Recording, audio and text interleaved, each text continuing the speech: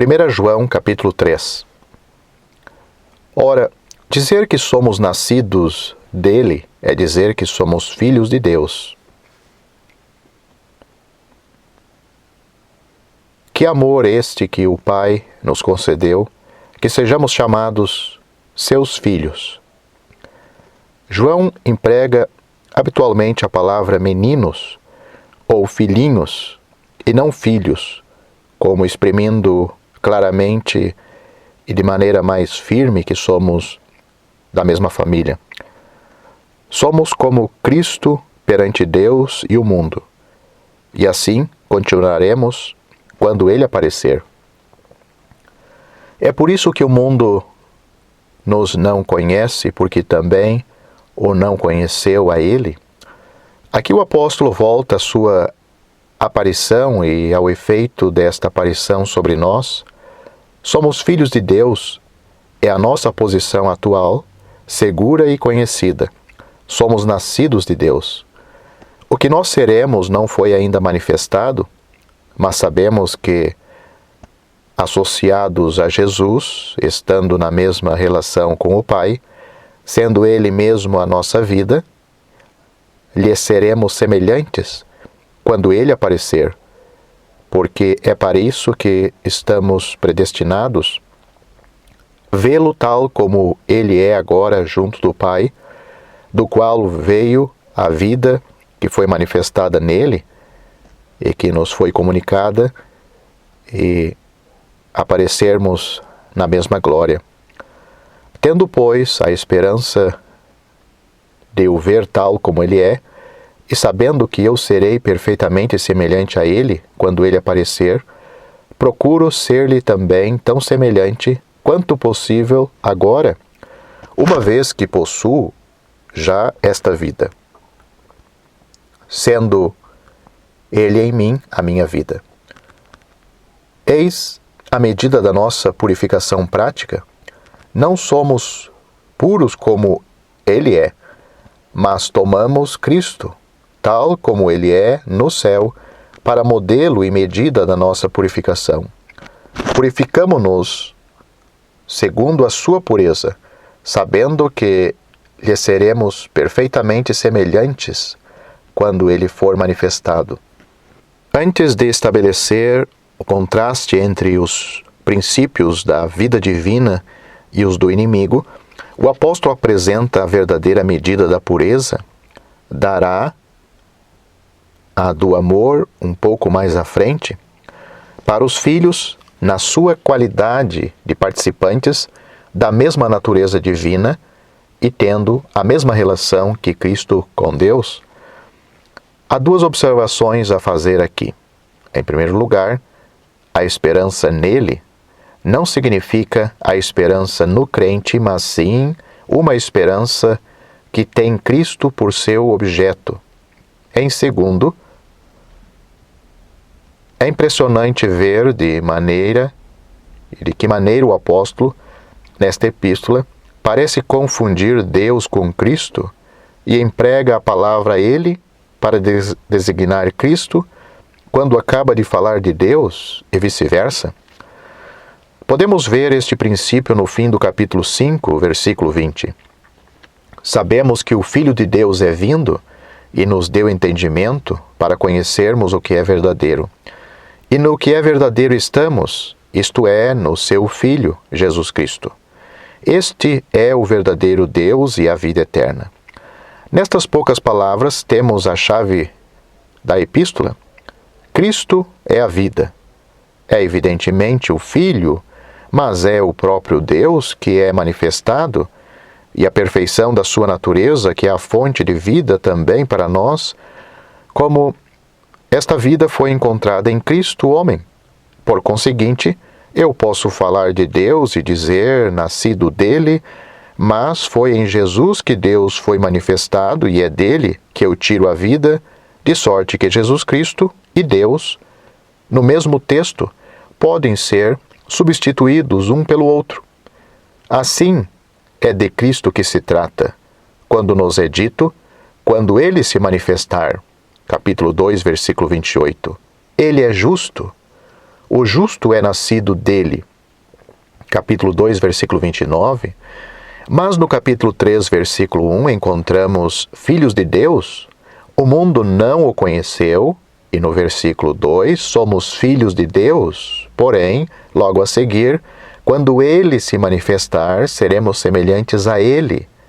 Aqui é Cristo sobre a terra e nós purificamo-nos a nós mesmos, como ele é puro. Há muitos outros exemplos do mesmo gênero. Acerca do crente é-nos dito que ele se purifica. Isto mostra que ele não é puro como Cristo é puro. Cristo não tinha necessidade de se purificar, por isso, não nos é dito, ele é puro como Cristo é puro, porque neste caso não haveria pecado em nós, mas purifica-se segundo a pureza de Cristo, tal como ele está no céu, tendo a mesma vida que a do próprio Cristo.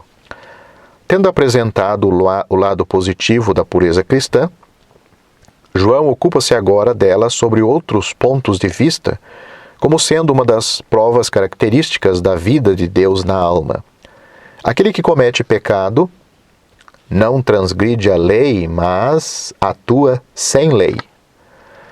Em Romanos capítulo 2, versículo 12, a palavra empregada em contraste com a violação da lei e a ação de pecar sob a lei. Quer dizer que a palavra grega empregada aqui para o que é traduzido por iniquidade é a mesma que é empregada para pecar sem lei, em contraste com o pecar sob a lei e sendo julgado por ela. O seu procedimento é sem o constrangimento, sem a regra de uma lei, atua sem freio, porque pecar é agir sem o freio de uma lei ou sem o constrangimento de uma outra autoridade, atuando contra a nossa própria vontade. Cristo veio para fazer a vontade de seu Pai e não a sua própria. Ora, Cristo foi manifestado a fim de tirar os nossos pecados, mas nele não há nenhum pecado. Assim, aquele que comete pecado atua contra a fim da manifestação de Cristo, em oposição com a natureza da qual nós participamos. Se Cristo é a nossa vida. Por conseguinte, aquele que permanece em Cristo não pratica o pecado, aquele que peca não o viu, nem o conheceu. Tudo depende como vemos da nossa participação na vida e na natureza de Cristo. Portanto, que ninguém se engane. Aquele que pratica a justiça é justo, como ele é justo. Porque participando da vida de Cristo, a gente é, perante Deus, segundo a perfeição daquele que ali se encontra, o chefe e a fonte desta vida. Mas nós somos assim, como Cristo, perante Deus, porque Ele mesmo é realmente a nossa vida. A nossa vida atual não é a medida da nossa aceitação, é Cristo que é a medida. Mas Cristo é a nossa vida se formos aceitos segundo a sua excelência, porque é vivendo na sua vida que nós ali temos parte. Mas o julgamento é mais que negativo. Aquele que pratica o pecado é do diabo. Tem moralmente a mesma natureza que o diabo, porque o diabo peca desde o princípio, e o seu caráter original é o seu caráter original como o diabo. Ora, Cristo foi manifestado a fim de destruir as obras do diabo. Portanto, como poderia estar com Cristo todo aquele que partilha o caráter desse inimigo de Cristo e das almas? Por outro lado, aquele que é nascido de Deus não pratica o pecado. E a razão é evidente. Ao nascer de Deus, é feito participante da natureza divina, tirando a sua vida dele. Fica nele esse princípio da vida divina. A semente de Deus permanece nele, não pode pecar, porque é nascido de Deus. A sua nova natureza não tem em si o princípio do pecado para que ele o cometa. Na verdade, como poderia a natureza divina pecar? Tendo assim designado as duas famílias, a família de Deus e a família do diabo, o apóstolo acrescenta a segunda nota, cuja ausência é uma prova de que se não é de Deus.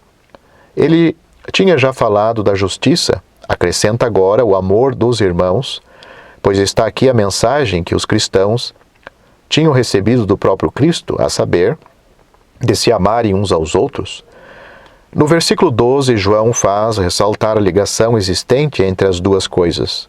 Mostra que o ódio de um irmão é alimentado pela consciência que ele tem de que as suas obras são más e as do outro boa. Aliás, não devemos maravilhar-nos de que o mundo nos odeia. Sabemos que já passamos da morte para a vida, porque amamos os irmãos. E se este amor é uma prova essencial de que estamos regenerados, é perfeitamente natural que não o encontraremos nos filhos do diabo. E neste caso, aquele que não ama o seu irmão, solene pensamento, permanece na morte. Além disso, aquele que não ama o seu irmão é homicida. E um assassino não tem a vida eterna. Há nele a ausência da natureza divina, a morte. E além disso, a atividade do velho homem na outra natureza. Ele odeia e é em espírito a atividade da morte, um homicida. Além disso, como no caso da justiça e da pureza, temos em Cristo a medida deste amor. Por isso conhecemos o amor. Assim como Ele deu a sua vida por nós, também nós deveríamos dar as nossas vidas pelos irmãos. Ora, se ao nosso irmão falta o indispensável à vida, e nós, possuindo bens deste mundo, não provermos as suas necessidades, é isto o amor divino que fez com que Cristo desse a sua vida por nós? É por meio deste amor real e prático que nós sabemos que estamos na verdade e que o nosso coração está firme e seguro perante Deus. Porque se não houver nada e pesar-nos na consciência, estamos confiantes na sua presença. Mas se o nosso próprio coração nos condena, Deus conhece ainda mais.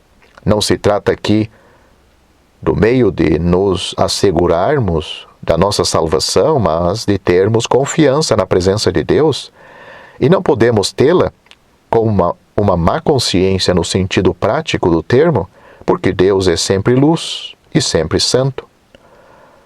Por isso, receberemos tudo o que pedirmos, quando andamos assim em amor perante Ele, fazendo o que é agradável aos seus olhos, porque caminhando assim, na sua presença, com confiança, o coração e os desejos respondem a essa influência bendita, sendo formados pelo prazer da comunhão com Ele, à luz da sua face.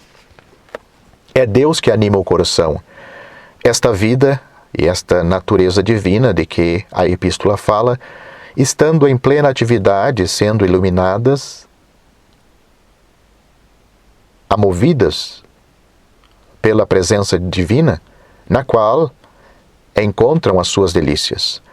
Assim, as nossas petições não são senão para o cumprimento dos desejos que nascem quando esta vida, quando os nossos pensamentos estão cheios da presença de Deus e das comunicações da sua natureza.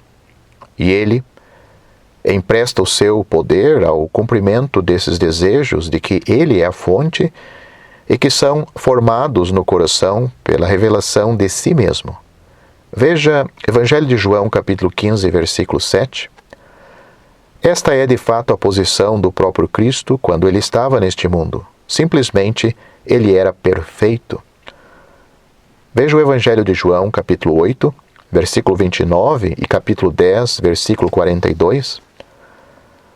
Ora, está aqui o mandamento de Deus ao qual Ele quer que nós obedeçamos, a saber, que creiamos no nome de seu Filho, Jesus, e que nos amemos uns aos outros assim como Ele nos amou. Ora, aquele que guarda os seus mandamentos permanece nele e Ele também permanece neste homem obediente. Perguntar-se-á se é de Deus ou é de Cristo que se trata aqui? O apóstolo, como dissemos já, confunde Deus e Cristo no seu pensamento, isto é, o Espírito Santo une-os nos nossos pensamentos. Nós estamos naquele que é verdadeiro, isto é, no seu Filho Jesus Cristo. É Cristo que é, em vida no homem, a apresentação de Deus aos homens, e para o crente, a comunicação desta vida que faz com que Deus também permaneça nele, pela revelação, na sua divina excelência e na sua divina perfeição, da natureza em que o crente participa, no poder do Espírito Santo que habita nele, de tal sorte que o amor é, ao mesmo tempo, provado e exercido. Mas que maravilhosa graça esta termos recebido uma vida, uma natureza pelo qual somos capazes de gozar do próprio Deus que habita em nós e pelo qual, visto estar em Cristo, estamos, de fato, no gozo desta comunhão, desta relação com Deus. Quem tem o Filho tem a vida, mas Deus permanece nele como sendo a parte, assim como a fonte desta vida, e aquele que tem o Filho tem o Pai. Que maravilhoso encadeamento que é este gozo vital e vigoroso pela comunicação da natureza divina de aquele que dele é a fonte, e isto segundo a sua perfeição em Cristo. Tal é o cristão segundo a graça. É obediente porque esta vida em Cristo homem, e é assim que ela se torna nossa, era a própria obediência, a verdadeira relação do homem com Deus. A justiça prática é, pois, uma prova de que somos nascido dele, que, na sua natureza, é a fonte desta justiça. Em presença do ódio do mundo, também sabemos que passamos da morte para a vida porque amamos os irmãos. Assim, tendo uma boa consciência, temos confiança em Deus e receberemos dele o que lhe pedirmos, se andarmos em obediência e de maneira que lhe seja agradável. Andando assim, permanecemos nele e ele em nós. Aqui o fato de permanecer nele vem em primeiro lugar porque é a realização prática num coração obediente. A sua permanência em nós é, em seguida, considerada a parte como conhecida por meio do Espírito que nos foi dado para nos guardar de sermos enganados pelos espíritos malignos. No capítulo 4, versículo 7, o apóstolo retorna à questão da permanência em nós em relação com o amor de Deus. Aparece-nos aqui uma terceira prova dos nossos privilégios cristãos. O Espírito Santo que Ele nos deu é a prova de que Ele mesmo permanece em nós, é a manifestação da presença de Deus em nós. O apóstolo não acrescenta aqui que nós permanecemos nele, porque é da manifestação da presença de Deus que se trata aqui. A presença do Espírito, assim, é demonstrada. Mas, permanecendo nele, como veremos mais à frente, gozaremos daquilo que ele é. E, por consequência, estamos em comunhão moral com a sua natureza. Aquele que obedece goza também desta comunhão, como vimos já. Trata-se aqui da presença do Espírito Santo como demonstração de uma parte somente desta verdade, a saber, que Deus está em nós. Mas a presença de Deus em nós, segundo a graça e segundo o poder do Espírito, compreende também a comunhão com essa natureza. Nós permanecemos também nele, de quem tiramos esta graça e todas as formas espirituais desta natureza na comunhão e na vida prática. É nos versículos 12 e 16 do capítulo 4 que o apóstolo fala deste assunto. A justiça prática ou obediência, o amor dos irmãos, a manifestação do Espírito de Deus, tais são as provas das nossas relações com Deus. Aquele que obedece aos mandamentos do Senhor na justiça prática, permanece nele e Deus nele. O Espírito dado é a prova de que ele permanece em nós.